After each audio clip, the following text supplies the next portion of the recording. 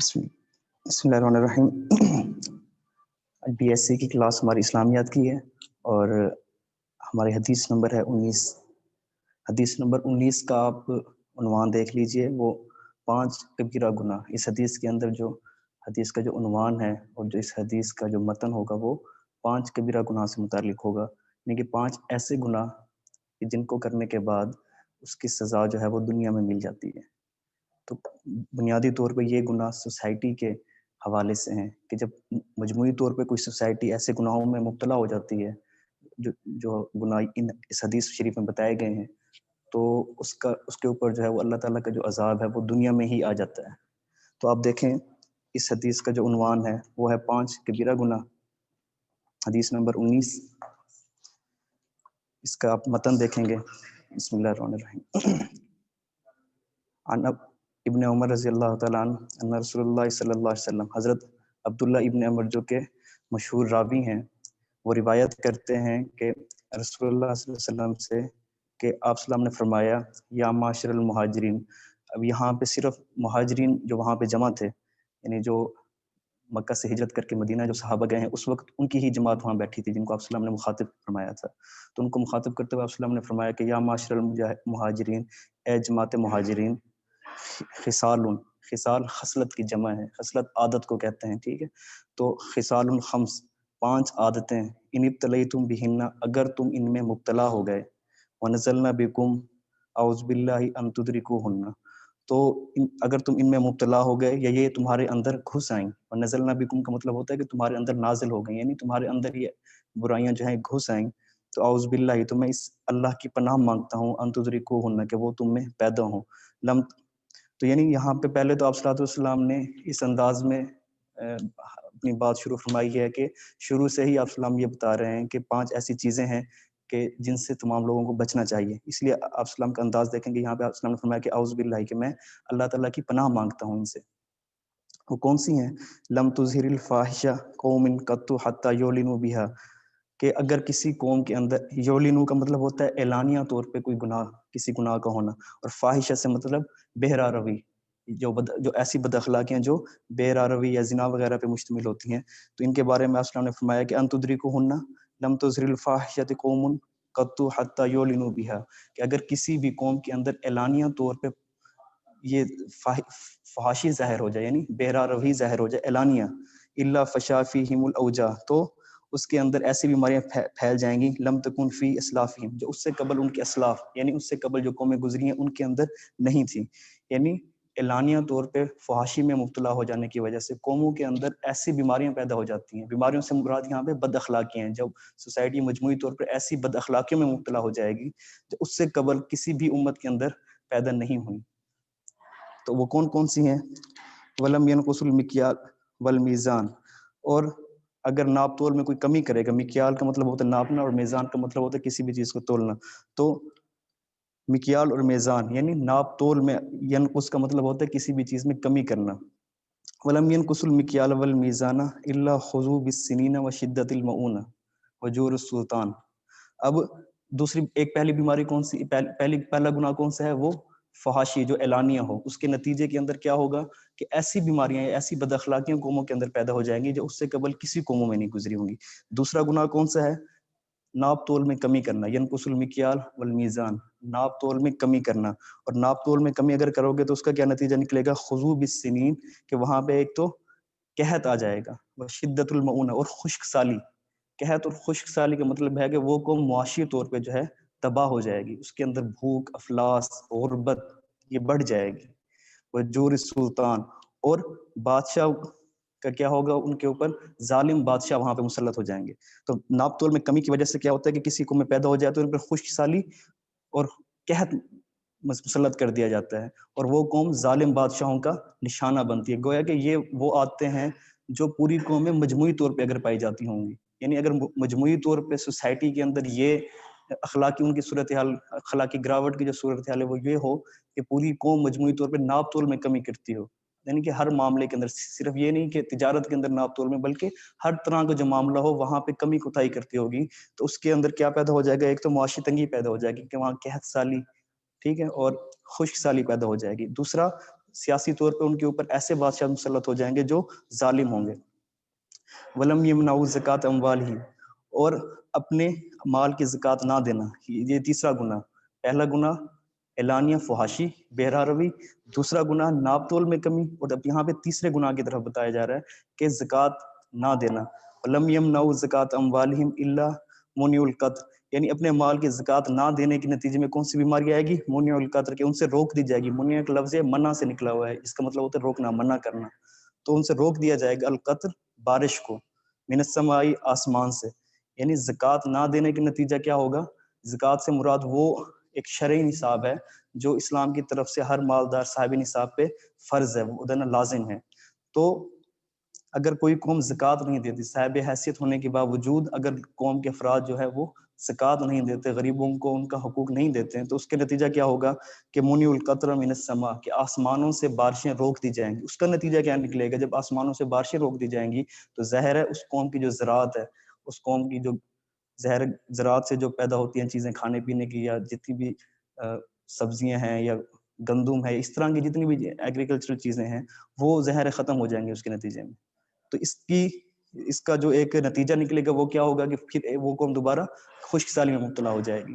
تو منع القطر من السماء، آسمان سے بارشوں کو روک دیا جائے گا زکات نہ دینے کے نتیجے میں. ولولا البہائم لم یمطروا، اور اگر اس علاقے کے اندر، یعنی اس کی شدت اتنی بتائی جا رہی ہے گناہ کی کہ اگر اس علاقے کے اندر جانور نہ ہوں تو اللہ تعالیٰ اس کے اوپر کبھی بھی بارش نہ برسائے. یعنی زکات نہ دینے کے نتیجے میں ایک تو کیا اس کا نتیجہ نکلے گا کہ وہاں پہ بارشوں کی کمی ہو جائے گی، آسمان سے بارشیں نہیں برسیں گی. اور جو بارشیں برس رہی ہوں گی کبھی کبھار، وہ صرف اس وجہ سے ہوں گی کہ اللہ تعالیٰ کی جو باقی جو مخلوق ہے، بہائم یعنی جانور جو ہیں، وہ ان کی وجہ سے صرف برس رہی ہوں گی تاکہ وہ زندہ رہ سکے. تو یہ بھی اللہ تعالیٰ کی ایک غضب کی نشانی ہے، زکات نہ دینا. اور دیکھیں پھر اگلا چوتھا کون سا ہے؟ ولا نقضوا عہد اللہ وعہد رسولہ، اللہ تعالیٰ سے جو کیا گیا عہد ہے، وعدہ ہے، اس کو، اور اللہ کے رسول سے جو وعدہ کیا گیا ہے، ولا نقضوا، اس کو نہ توڑو. اللہ سے وعدہ ہمارا کیا ہے؟ ہمارا اللہ سے وعدہ یہ ہے کہ ہم اللہ کے علاوہ کسی کی عبادت نہیں کریں گے، اللہ کے سوا عبادت میں کسی کو شریک نہیں کریں گے. یہ اللہ کا ہمارا جو ہے اللہ تعالیٰ سے سب سے پہلا وعدہ ہے. اور اللہ کے رسول سے ہمارا کیا وعدہ ہے کہ ہم اللہ کے رسول کے علاوہ کسی کو رسول نہیں سمجھیں گے. اور اسی طرح ہم اللہ کے رسول کی جو تعلیمات ہے اس کو قبول کریں گے، اور جن چیزوں سے اللہ کے رسول نے منع کیا ہے اس سے رک جائیں گے. یہ ہمارا اللہ سے اور اللہ کے رسول سے وعدہ ہے.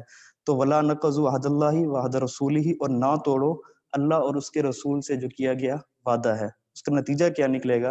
الا سلط علیہم عدو من غیرہم، تو اس کا نتیجہ یہ نکلے گا کہ اگر اللہ اور اس کے رسول سے جو عہد کیا ہے مسلمانوں نے، اس کو اگر وہ توڑ دیں گے تو سلط علیہم، تو ان پہ مسلط کر دیے جائیں گے عدو، ایسے دشمن، من غیرہم، جو ان کے غیر اقوام ہوں گے، یعنی دوسری قوم کو ان کے اوپر مسلط کر دیا جائے گا. مسلمانوں کے اوپر مسلمان سیاسی طور پہ اور سماجی طور پہ دوسری قوموں کے غلام بن جائیں گے اگر یہ اللہ اور اس کے رسول سے جو انہوں نے وعدے کیے ہوئے ہیں، یعنی اللہ سے وحدانیت کا، توحید کا جو وعدہ ہے کہ اللہ کے علاوہ کبھی کسی سے، یعنی کہ اللہ کی عبادت کے اندر کسی کو شریک نہیں کریں گے، اللہ کے علاوہ کسی سے بھی اپنی کیا کہتے ہیں امیدیں وابستہ نہیں کریں گے، اور اللہ کے علاوہ کسی کے آگے نہیں جھکیں گے. اور اللہ کے رسول سے ہم نے جو وعدہ کیا ہے کہ اللہ کے رسول کی تعلیمات جو ہیں، جو اللہ کے رسول نے ہمیں تعلیمات دی ہے، ان کو مانیں گے، اور جن سے اللہ کے رسول نے ہمیں منع کیا ہے اس سے رک جائیں گے. یہ اگر وعدے ہم پورے نہیں کریں گے، اس کا نتیجہ کیا نکلے گا؟ سلط علیہم عدو من غیرہم، کہ اللہ تعالیٰ ہم پر مسلط کر دیں گے اس امت پہ جو ایسا کام کرے گی، اس قوم پہ، من غیرہم، ایسے دشمن جو اس کے علاوہ ہوں گے، یعنی جو غیر مسلم دشمن ہوں گے. یعنی اللہ تعالیٰ غیر مسلموں کو مسلمانوں کے اوپر کیا کر دے گا؟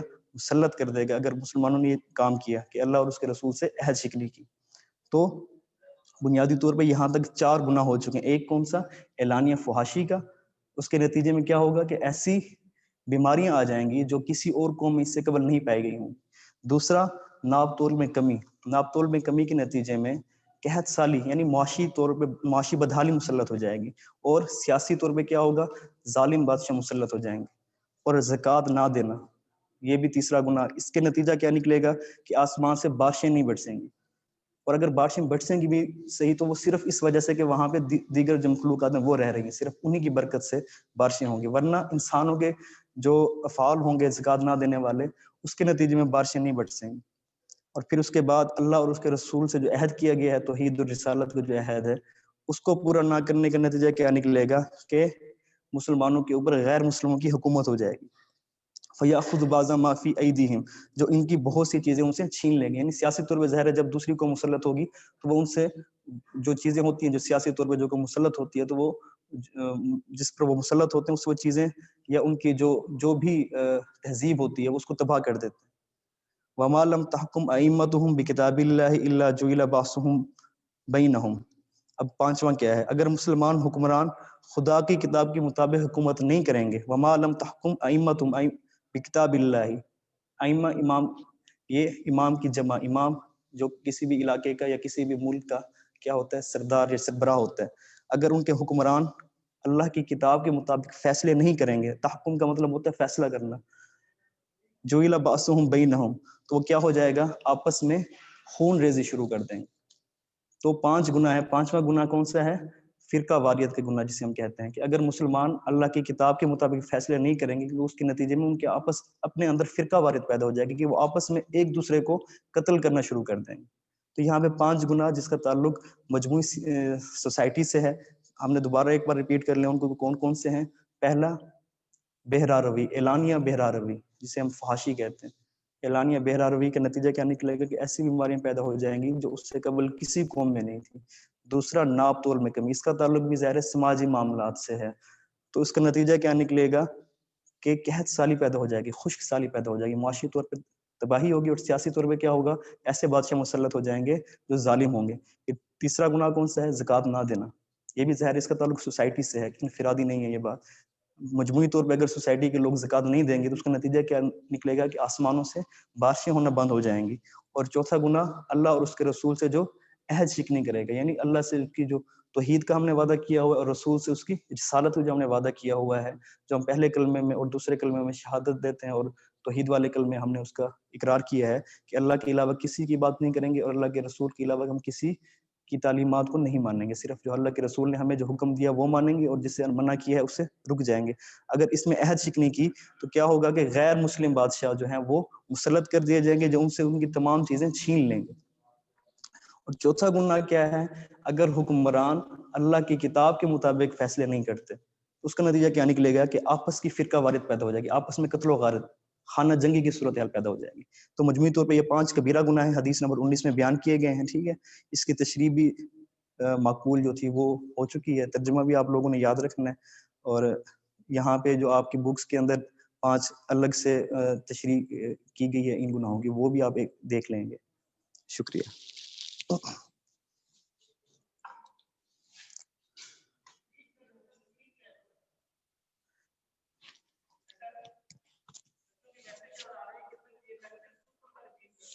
چلیں ایک بار پھر دیکھ لیجئے کہ حدیث نمبر 19 تھی، اس کے اندر 5 کبیرہ گناہوں کا ذکر کیا گیا ہے کہ آپ صلی اللہ علیہ وسلم نے مہاجرین کی ایک گروہ جو آپ صلی اللہ علیہ وسلم کے سامنے اس وقت مجلس میں بیٹھا تھا، ان کے سامنے آپ صلی اللہ علیہ وسلم نے 5 کبیرہ گناہ ذکر کیے ہیں اور ان کے نتائج ذکر کیے ہیں اور ان سے بچنے کا حکم دیا ہے.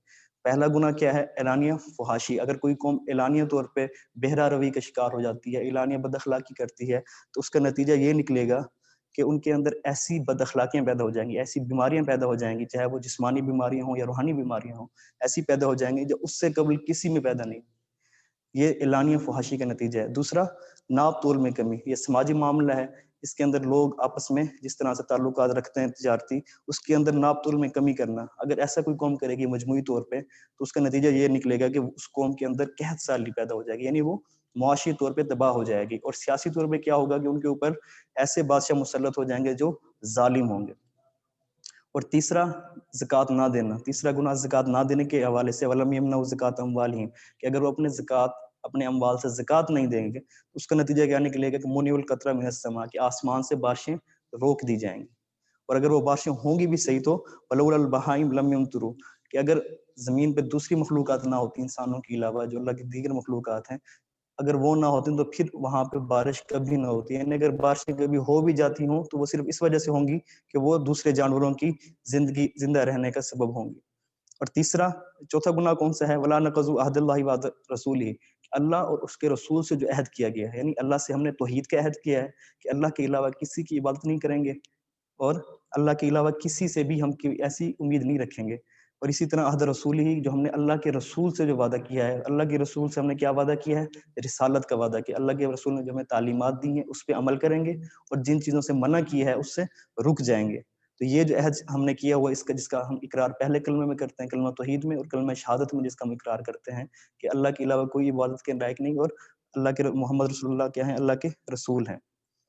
یہ اگر ہم نے اس میں عہد شکنی کی کسی بھی طرح کی، تو اس کا نتیجہ کیا نکلے گا کہ مسلمانوں کے اوپر ایسے لوگ مسلط ہو جائیں گے جو غیر مسلم ہوں گے. یعنی مسلمان غیر مسلموں کے نرغے میں چلے جائیں گے، اور ان کے پاس جو کچھ بھی ہوگا وہ غیر مسلم اس سے چھین لیں گے.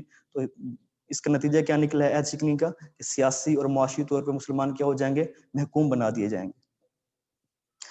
اور پانچواں جو ہے وہ حکمرانوں کے حوالے سے ہے گناہ، کہ اگر حکمران جو ہے مسلمانوں کے وہ اللہ کی کتاب کے مطابق فیصلے نہیں کر رہے ہیں، تو اس کا نتیجہ یہ نکلے گا کہ جو مسلمانوں کا جو معاشرہ ہوگا، جو مسلم سوسائٹی ہوگی، وہ فرقہ واریت میں مبتلا ہو جائے گی. جو الا باسہم بینہم، کہ وہ آپس میں یعنی فرقہ واریت کا نتیجہ کیا نکلتا ہے کہ آپس میں لڑائیاں شروع ہو جاتی ہیں، خانہ جنگی کی صورتحال پیدا ہو جاتی ہے کہ مسلمان کلمہ گو ہونے کے باوجود آپس میں لڑ رہے ہوتے ہیں. وہ کس وجہ سے لڑ رہے ہوتے ہیں؟ کیونکہ اوپر ان کے جو حکمران بیٹھے ہوتے ہیں وہ اللہ کی کتاب کے مطابق فیصلے نہیں کر رہے ہوتے ہیں. تو اس کا جو لازمی نتیجہ نکلتا ہے وہ کیا نکلتا ہے کہ عوام کے اندر اس طرح کے اختلافات پیدا ہو جاتے ہیں، اس طرح کی فرقہ واریت پیدا ہو جاتی ہے کہ وہ آپس میں دست و گریبان ہو جاتے ہیں، آپس میں لڑنا شروع ہو جاتے ہیں.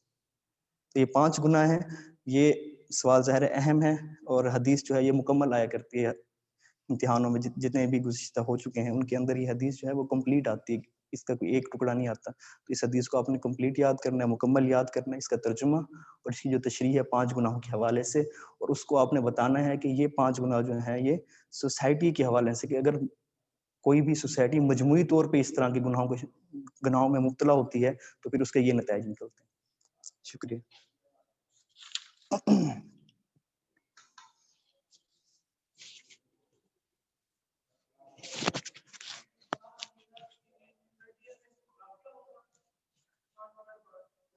تو بچے نیکسٹ لیکچر جو ہے 3rd ایئر کا وہ جغرافیہ کا ہے، اور 4th ایئر کا جو لیکچر ہے وہ میتھس کا ہے. تو 5 منٹ بعد انشاءاللہ نیکسٹ لیکچر سٹارٹ ہو جائیں گے.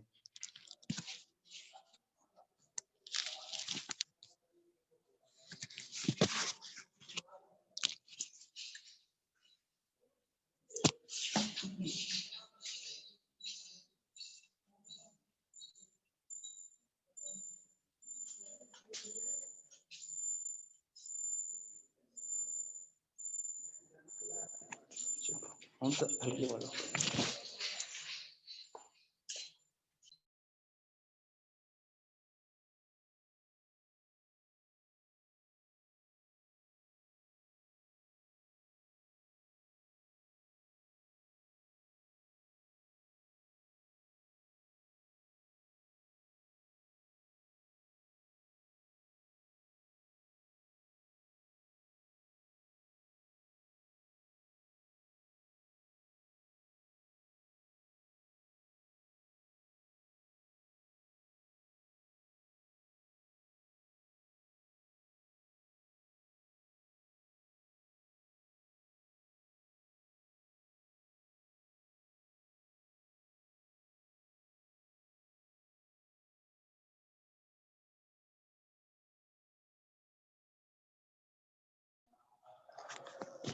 بیٹا 3rd ایئر میں آپ لوگوں کا جغرافیہ کا لیکچر ہوگا اب یہاں، اور 4th ایئر میں آپ لوگوں کا میتھ کا لیکچر ہوگا.